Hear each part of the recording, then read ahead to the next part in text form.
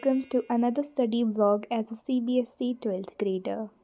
So this day I started with chemistry PYQs क्योंकि मेरे पास एक केमिस्ट्री की मतलब केमिस्ट्री तो नहीं सारे सब्जेक्ट की PYQs प्रीवियस ईयर क्वेश्चंस की बुक है ओसवाल की तरफ से, जो कि 10 साल के सारे PYQs है उसमें। तो उससे मैं रिवाइज़ करी थी, 2024 का पेपर में कर रही थी और सिर्फ मैं MCQ सॉल्व कर रही थी। और मतलब केमिस्ट्री में मेरी इतनी अच्छी तैयारी हुई है कि मेरे को आ रहे हैं सवाल, बट अदर सब्जेक्ट्स में मेरा फिर भी ऐसा ढीला ढाला सा ही हाल है। सिर्फ एक केमिस्ट्री है जो अच्छा हो रहा है। तो गाइस प्लीज़ गाइड मी, मैं अदर सब्जेक्ट्स को कैसे टैकल करूँ। So then I started with maths, क्योंकि आपको पता ही है मुझे इंटीग्रेशन करने हर दिन 10 क्वेश्चंस। तो इधर मैंने NCERT के एग्जाम्पल से शुरू किया था, क्योंकि मैंने NCERT तो पूरी कंप्लीट कर ली है बट एग्जाम्पल्स कंप्लीट नहीं किए, तो वही मैं कर रही थी। Then some of you guys were asking about my strategy, so this is my strategy, you guys can see। मतलब मेरी हैंडराइटिंग तो बहुत छोटी है, you have to zoom.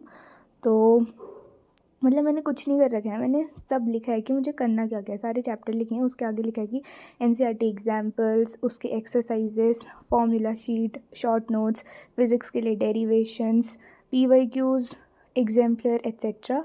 And this is for physical education.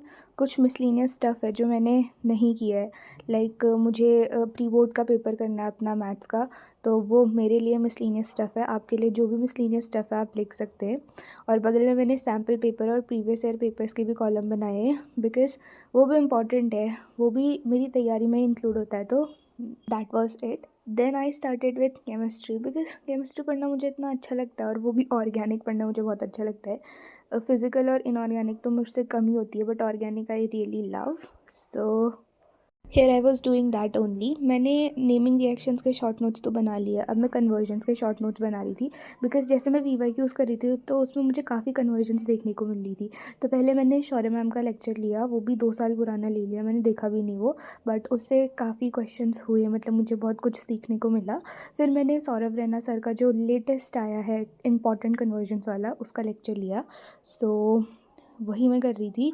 Guys please guide me, क्या NCERT करने से chemistry हो जाएगी? मतलब अगर मैं NCERT और PYQs पे फोकस करूँ तो केमिस्ट्री हो जाएगी? Please guide me. और लाइक इनऑर्गेनिक और ऑर्गेनिक में सिर्फ बायोमोलिक्यूल्स के लिए अगर मैं NCERT रीडिंग करूँ तो क्या वो सफिशेंट है? Please tell me.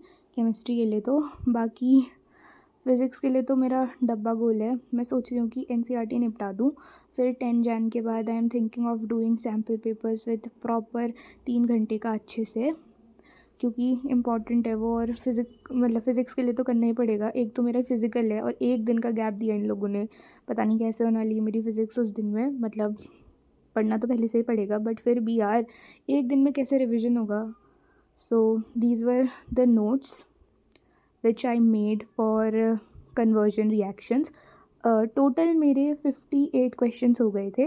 अगर if you guys want these notes, I can post it or I can make a PDF file. If you guys want, I can provide you with this. So that was it for today.